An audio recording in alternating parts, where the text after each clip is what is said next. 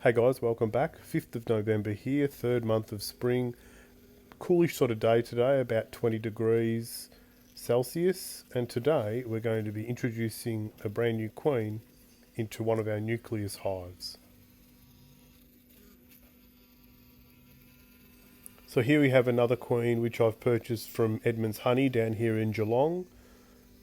They're renowned for being really calm bees, good producers of honey. John breeds probably hundreds of queen bees every year. And you can see here, this queen has actually got a yellow dot on her. So a yellow dot is for years ending in 2 or 7. So I'm not sure if he's marked her for next year or what the go is there. So the cage has been plugged with fondant and it's got a door on it as well. So the bees are stuck in there until we release them. So let's get into getting them into the hive. So this Nucleus is one that we split off the orange hive last week. I'm also going to be putting in some fondant. Now this fondant is basically just icing, which you get for cakes. It's natural, it's got no additives. Might have a little bit of vanilla in there, but it's not going to hurt the bees. So the way you put these guys in is you open the lid. Now what I normally do is I snap this off just so you don't get it closing in on the queen at some stage or blocking in any dead bees. You can see there the fondant. So we'll get those frames ready and we'll get her in there. We're going to have a bit of a look in this hive just to make sure. We'll see if it's got any queen cells. I imagine that it's probably got a few because it was queenless. And when we took the frames out of the other hive, there were some charged cells in there. So that first frame, nothing on it. Second frame, good coverage of bees again. You can see here's a couple of queen cells. So I'm just going to squish them down, knock them down. These guys won't want to build any more queen cells once we put this queen in because the pheromones will flood the hive and they will know that they are no longer queenless. There's 3 or 4 on this frame. A few more down the bottom. They've got no eggs in them at the moment. They've only got some larvae and capped larvae. So they're getting pretty desperate as far as queen raising is concerned. So this next frame, as you saw in the video a few days ago, plenty of capped cells there. Few queen cups, no charged ones.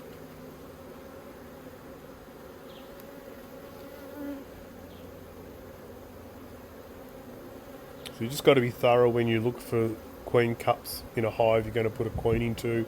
You certainly don't want to be paying the money for a brand new queen and then having them or a virgin queen killing her.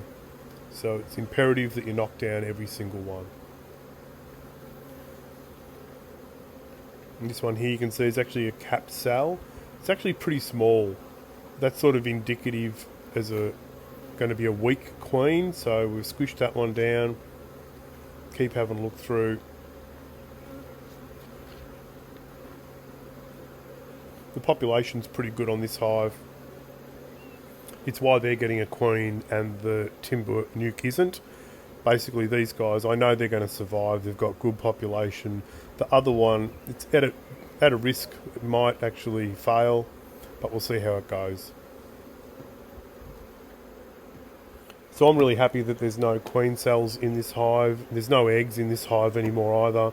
So what I do is I pop the queen in the cage on top of the hive, and this will give us a really good idea of how they feel about this queen.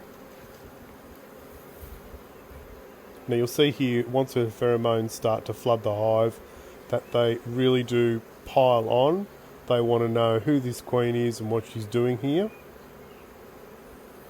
Now I've done this before on previous hives and I've ended up losing the queen. I've released the queen early and they have balled the queen and killed her. And look, there's a really good way that you can find out pretty much instantaneously whether they like the queen or not. And what you do is you take your finger and you gently run your finger across the top of the cage. And if it's really easy to take the bees off the cage, you know that they actually like the queen. If they are clutching to the edges of the cage and it's hard to push them off the cage, they are probably going to kill her, at least within the first couple of days. So you can see here how easy it is for me to brush those bees off. I've early released queens before and it's been really unsuccessful. So now my policy is to place the queen into the hive and leave it there for at least 3 weeks before I go back and inspect. That gives them 4 or 5 days to release the queen to eat all the candy, and it gives them 2 weeks for her to start to lay and for them to really get to know them. I'm also going to pop the fondant on top, which will make the majority of the bees a lot happier and more chance that they will accept her. So you can see here, they just brush off really easy. They're not clinging to or trying to sting through the queen cage. So that's really good news.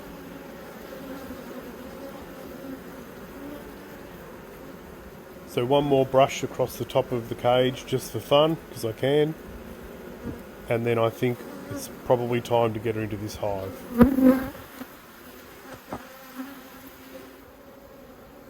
So what I'm going to do this time is I'm just having a quick look at the bees that are on there just to make sure they're not stinging. Not that it really matters if we're going to use 3 weeks, but what I'll do is I'll gently place her between the 2 frames and then I will gently squeeze those frames back together. Now I point the cage down so the opening is pointing down, so it sort of replicates a queen cell.